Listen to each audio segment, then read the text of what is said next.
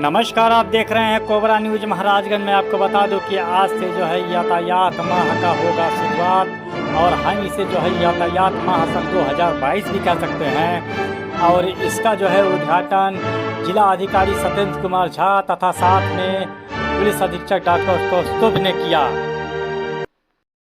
हमारे समस्त CO साहबान, inspector साहब, हमारे ट्रैफिक के, हमारे सिविल पुलिस के सभी पुलिस के अधिकारी एवं कर्मचारीगण और सर प्रमुख, हमारे जनता के सभी संभ्रांत व्यक्ति, हमारे स्कूली बच्चे, आज के इस प्रतिभाग में, आज के इस आयोजन में आप सभी का प्रतिभाग करने के लिए बहुत बहुत धन्यवाद। अभी हमारी डीएम साहब की यही चर्चा चल रही थी कि डीएम साहब का ही कहना है कि आज जितने लोग यहाँ मोटरसाइकिल से आए, कम से कम वो हेलमेट खरीद के जाएं।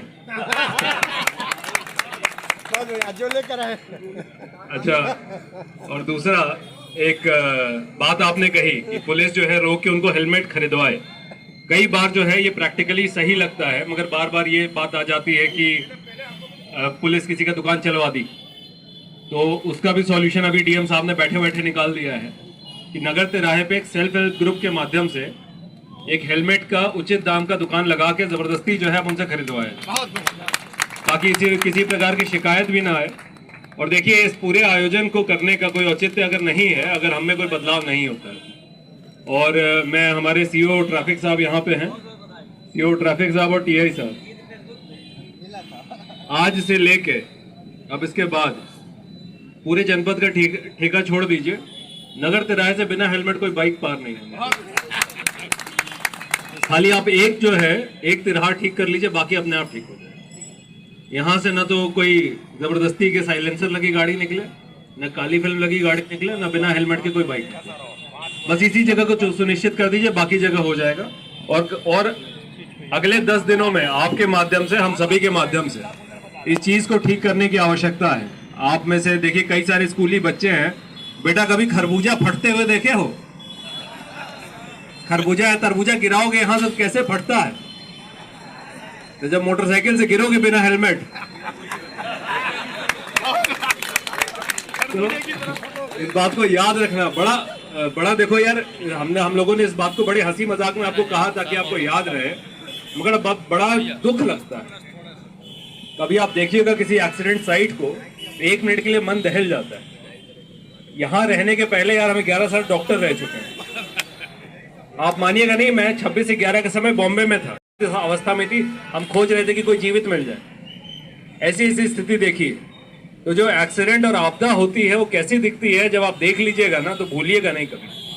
तो इसीलिए आप सभी को भी ध्यान रखने की आवश्यकता है, स्कूली बच्चों को विशेष रूप से। आप ही अब नए जाके घर में माँ बाप को मोटरसाइकिल के लिए परेशान करते हो। 18 साल हुआ नहीं, लाइसेंस बना नहीं, हेलमेट खरीदे नहीं, या मोटरसाइकिल चाहिए 200 सीसी। तो ये वाली बीमारी आप सभी को ठीक करने की आवश्यकता है बेटा। तो इसी के साथ मैं अपनी वाणी को विराम देता हूं। आप लोगों ने बड़े पेशेंस से सुना और मैं अनुरोध करूंगा डीएम साहब को कि अब हम सभी को मार्गदर्शन दें। बहुत बहुत हम लोग भी 1 महीने का पूरा एक यातायात माह जो है अभी आयोजित कर रहे हैं। बहुत बातें हुई कि हम लोग अवेयरनेस पे काम करेंगे कि ज़्यादा से ज़्यादा लोगों को जानकारी हो, ताकि जो दुर्घटनाएं, सड़क दुर्घटनाएं हो रही हैं वो कम से कम हो पाए। मुझे याद है कि कुछ दिन पहले माननीय मुख्यमंत्री जी एक वीडियो कॉन्फ्रेंसिंग कर रहे थे सड़क सुरक्षा के संबंध में, और उन्होंने एक बहुत महत्वपूर्ण बात कही कि पूरे कोरोना का इतना बड़ा एक महामारी का काल रहा, उसमें कुल जितने लोग नहीं मरे, उससे कई गुना ज़्यादा लोग जो है प्रतिवर्ष हमारे यातायात संबंधी दुर्घटनाओं में मरते। तो इस देश में अगर सबसे बड़ी कोई महामारी है तो वो सड़क दुर्घटनाओं की है, और वो पूरी जो महामारी है वो लापरवाही की महामारी है। केवल और केवल लापरवाही की ही वो जो है वो महामारी है। अगर व्यक्तिगत मैं बात करूं तो मेरे 2 बहुत ही नज़दीकी परिवार के लोग, मित्र, हमने 2 लोगों की मृत्यु होते हुए देखा है। बचपन में ही मोटरसाइकिल पे पीछे बिना हेलमेट पहन के जाते हुए मैंने अपने एक मित्र की मृत्यु होते हुए देखा है, जिसका एक्सीडेंट हुआ और सिर में चोट लगने के कारण।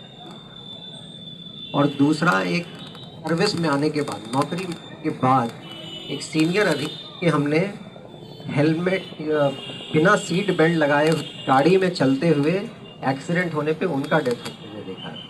तो बहुत नज़दीकी लोगों को हमने ऐसे केसेस देखे हैं जिसमें हेलमेट या सीट बेल्ट नहीं लगाने के कारण जो है वो इस तरह की दुर्घटना हुई है।